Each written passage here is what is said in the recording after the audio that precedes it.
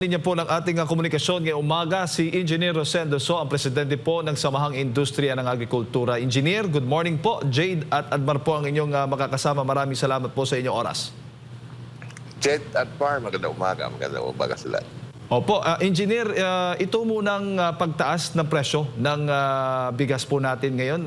Ang may ilan ngang pamilihan nata kung na-monitor po ninyo na umaabot na sa 60 pesos per kilo yung presyohan po natin sa bigas. Ano po muna ang inyo pong komento dito at bakit kaya sa tingin po ninyo?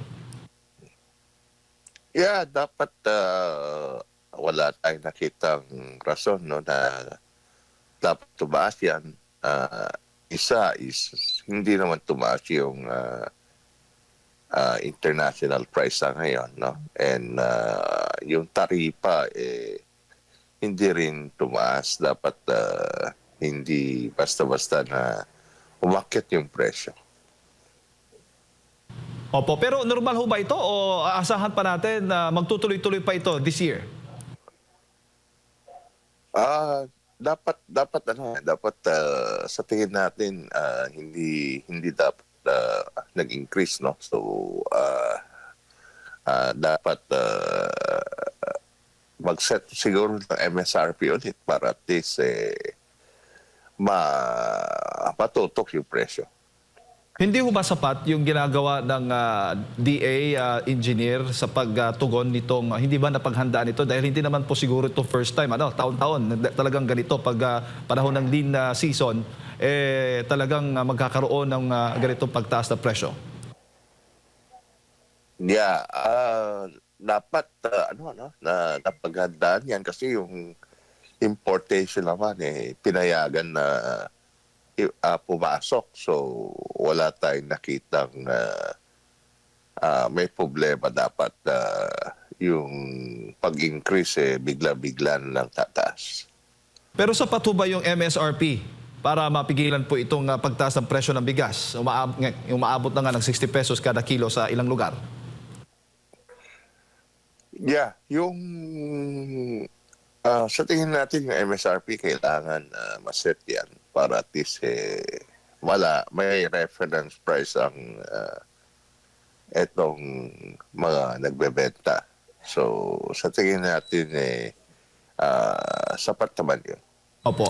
At kung sapat, nasa magkano po ang possible kaya ang suhestyon, panukala po ng grupo ninyo dapat ipatupad ng Department of Agriculture? Yeah, yung pinakamaganda dapat nasa 55 pesos lang. Yun naman ang dating presyo. Yung 25% broken, I think mas ganda na sa 45 ganun ang presyo lang. Opo. Pero paano, ano ang magiging implikasyon po nito para naman po sa ating mga lokal na magsasaka? Yung presyo niyan, yung presyo niyan, ang tingin naman natin hindi naman apektado dun sa farm gate price, no, kung ganun ang presyo. Opo. Pero ang aasahan ho ba natin kapag magkaroon na po ng MSRP ay may pagbaba po sa presyohan ng presyo ng bigas sa mga susunod po na mga araw, Engineer? Yeah, we hope that matutukan nito kasi alam naman natin yung bigas binabantayan talaga ng consumer yan. So para at least hindi sumipa ng ganun kataas. Ano po ba ang mas dapat unahin ng gobyerno? Dagdag importasyon o palakasin itong lokal mga magsasaka po natin? Pagtibayin po ang suporta nila para po sa kanila? Sa tingin natin mas importante yung local production talaga. Dahil kung makita natin mas maraming player, ibig sabihin mas maraming producers, mas maraming makakabili dyan compared to sa importation. No? So yung itong presyo na pagtaas mas hindi ganun ka tindi yung pagtaas kung makita natin yung local production lumawak and lumaki.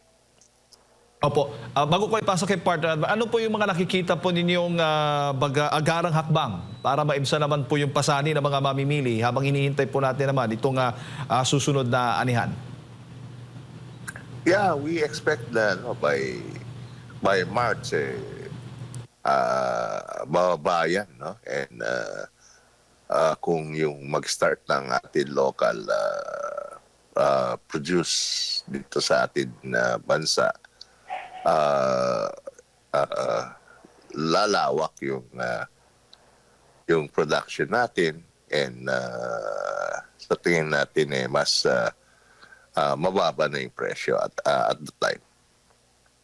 Opo, Engineer, magandang umaga. Si Admar po ito. Kamusta na po yung panukala na muling itaas po yung taripa natin? Umuusad na po ba ito? Meron po bang naghainan nito sa Kongreso? Yeah, yung etong pagtaas ng taripa, kailangan talagang ibalik, no, sa yung 35% dahil yun ang presyo na pwedeng mag-stabilize ng presyo ng palay. At kung makita natin, no, nung binaba yung tariff tong panahon ng 2024 June, ang international price nun is $630 per metric tons, no. Ngayon ang international price is nasa $370 per metric ton. So malaki na yung binaba, no. So yung isa pa is yung tariff at that time is 35.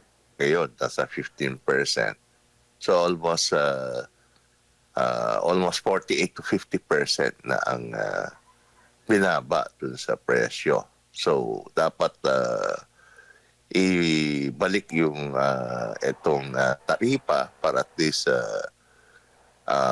matulungan ng ating mga magsasaka. So yung presyo kasi kung nakita natin bumalik sa 35%, yung landed cost ng 5% broken aabot lang ng 30 pesos per kilo. And yung pinakamura may 25% per kilo din. So ang tingin natin mas kailangan tutukan ito para at least may balik sa yung tariff sa tamang taripa.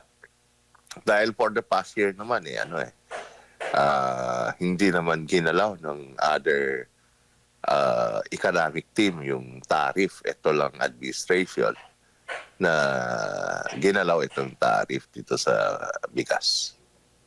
Opo, and ano pong assurance ng DA o di kaya ng Kamara ukol po dito, at firm ba sila sa proposal na muling ibalik doon sa 35% na taripa, considering bumaba na yung malaki na yung ibinawas sa mga imported na bigas, no, doon sa bentahan nito sa world market po, Engineer.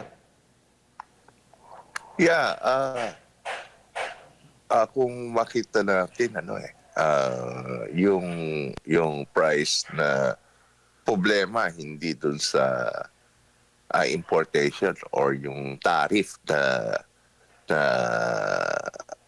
dun sa retail, no, yung reflection ng retail price tsaka yung tariff na sinasabi natin, no, kasi kung makita natin yung international price bumaba na ng 50%. Pero yung retail bumababa lang ng 24%, no? So hindi yun ang nakikita natin problem dun sa cost ng presyo ng retail. I think yung value chain pa rin yung nabanggit ng ating presidente for the past year, na yun ang dapat natutukan, yung value chain. Opo, at ano naman po yung inaasahan ninyo for 2026 na pangako po ng DA, lalo na sa sektor ng magsasaka? And natupad din ba yung sa 2025 na pangako nila for mga magsasaka po natin na engineer ng ating gobyerno, mula sa ating gobyerno? Yeah, sa 2025 talagang hindi nangyari, no?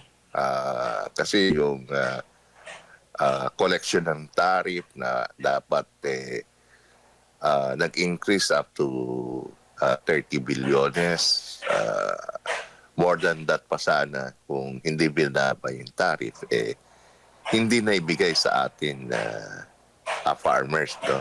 Yung kung makikita mo sa GAA, yung 10 billion pa rin ang inano ng etong budget ng 2025. So malaking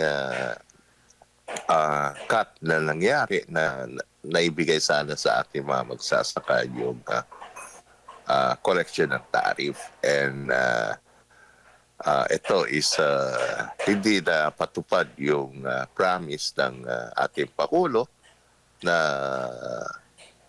ibigay sana sa mga magsasaka yung pondo ng makukuha ng ating gobyerno. Opo. Pero so far, engineer, sa nakikita po ninyong mga hakbang na ginagawa po ng Department of Agriculture, ng mismong gobyerno po natin, patungkol nga po dito sa issue po ng presyo ng ating bigas, kontento naman po ang grupo po ninyo? Masaya naman po kayo? Yeah, sa part ng DA, of course, dapat kailangan i-push nila yung pagbalik ng taripa. Ang tingin natin is hindi lang sa bigas ang problema natin ngayon, no? Pati sa karne ng baboy, yung farm gate price bumagsak sa level na mas mababa pa dun sa production cost. So ito is dapat tukan din para at least yung livestock industry hindi malugi, no? And we hope na continuous ang production ng local industry para at least lumawak yung atin local produce. Opo. Siguro yung mensahe na lamang po ninyo, engineer, sa mga kababayan po natin, lalo po sa mga mamimili, para lang po maibsan po yung kanilang mga pag-aalala. Nako, alam mo naman, yung mga kababayan natin ay mataas na naman ang presyo ng bigas. Kabilang po yan sa mga mabibigat po nilang mga pasanin din sa mga panahong ito. Yeah, ang tingin naman natin, dapat hindi sumipa yung presyo ng bigas ng ganung kataas, and we hope by this March, kung umpisa na yung local produce natin, mag-normalize yung presyo.